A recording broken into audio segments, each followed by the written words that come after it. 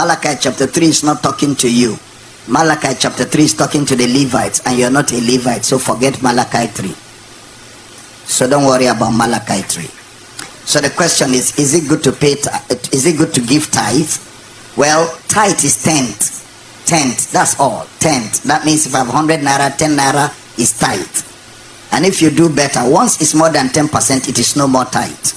Once it is no more 100 naira, it becomes 101 naira. It's no more tithe. And in the New Testament, nobody paid tithe. Nobody received tithe from the New Testament. And today we're in the New Testament. Tithing is not New Testament.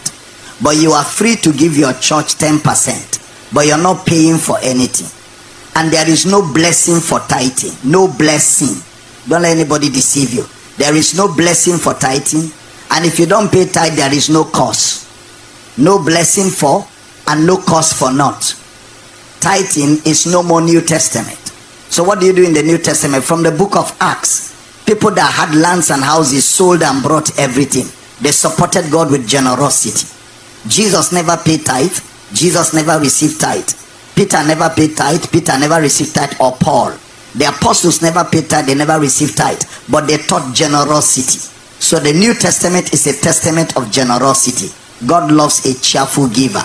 Let every man give as he has purposed in his heart. So there's no more paying tithe. We give generously.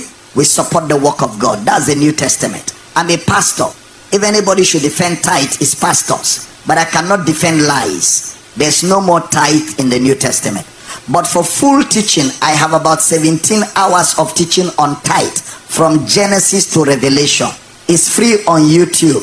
Just type Abel Damina, tithe and tithing. Just listen from part 1 to 17. It will sort you out totally.